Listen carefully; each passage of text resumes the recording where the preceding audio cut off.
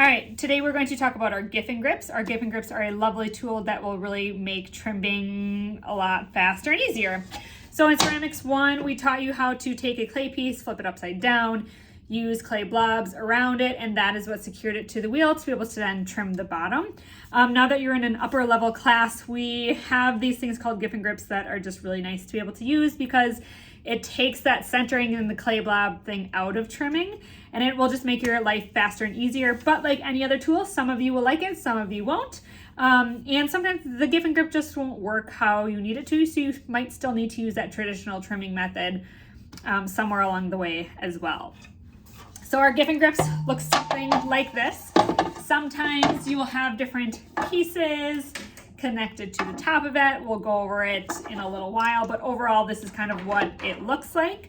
Our Giffin Grips have numbers on the top. So the first thing you want to do is look at the wheel that you are sitting at. So for example, if I am sitting at wheel 15, I need to find a 15 that is on top of the Giffin Grip. They are all slightly different adjustments so that it fits the specific wheel that you are on. So once you have a Giffin Grip that has your wheel on it, these black things just kind of sit along the edge of your wheel. So what you're going to do is you're going to just kind of push nice and firm, and it's going to clip onto your wheel, and that is going to secure it. And then what you're going to do is you need to have these little, I guess, hands on the wheel, and that is what is going to actually end up like coming in and holding onto your piece. Now we have lots of different shapes, we have different styles depending on what you are putting onto it. If you have something super low profile, maybe like a lid, you would want a super low profile piece like this.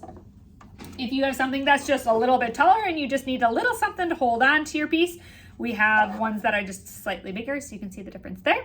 And then we also have these poles that you can put into the back side of these, and these are going to start giving you more height. So if I have something like maybe a mug or a cylinder, or if I have a vase that is going to get super tall, it's going to be these arms that like come up really tall to hold on to my piece. So for this demo, I'm just going to grab a set of these kind of medium ones just so I can show you how they're going to go on. So if you have a Giffin Grip that has nothing on it at all, we're going to look at this side edge here. You're going to notice the top piece has a top notch and the bottom part has a bottom notch. So to change or add on or take off pieces, you need to slide this so that the two pieces line up, and it's going to give you a big gap like that. That is going to now allow me to slide these into that. Okay, so then I'm going to rotate, and this gap is open here. Slide that in, come around, slide my last one in. Whoops. There we go, perfect.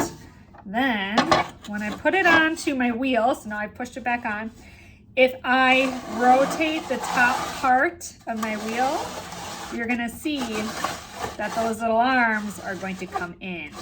So the way I put these ones on, I would have my little bar pieces. So I have three. I'm gonna grab three that are all the same height. If they're different heights, they're not gonna work very well. Slide them into my holes. And now when I rotate out, they're going to get wider. When I rotate in, they're going to get more narrow. So if I grab a piece,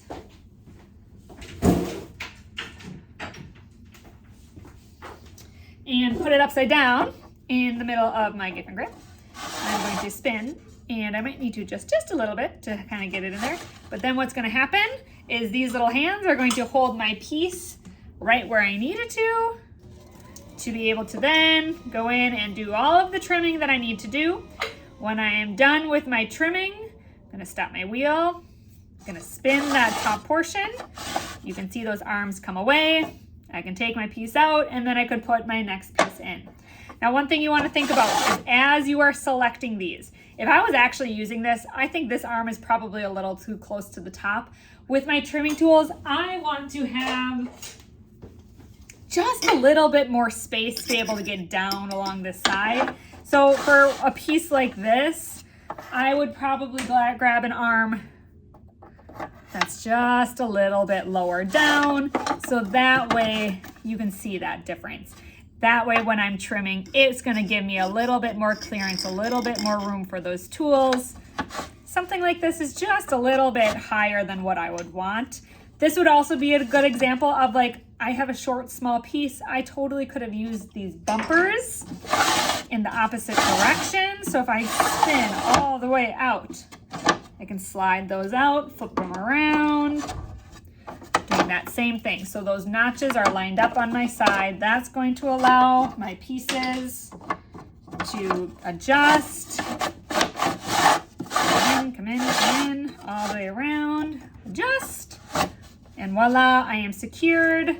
And I could do all of my trimming on my piece. When I'm done, take it off, and now my piece is all pretty and trimmed. The one last thing I want to show you, sometimes these will get off track and they will be not like equal distance. Like two might be here and one might be back a little bit too far. If that happens, it just means that these little arms just kind of like got off center from each other.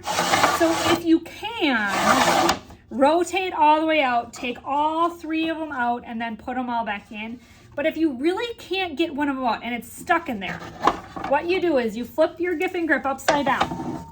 There's a little black ring right here. You pull on the tab, and that will take the top and bottom pieces off of each other, which will allow you to get those out. Put it back together. You just take that little black ring and stick it back on there. And now I have a fresh new start to be able to line those notches back up and then insert those new little feet or hands into it, and I am good to go. We have a bin of all the different tools and lengths. Dig through that. If you need help, let us know.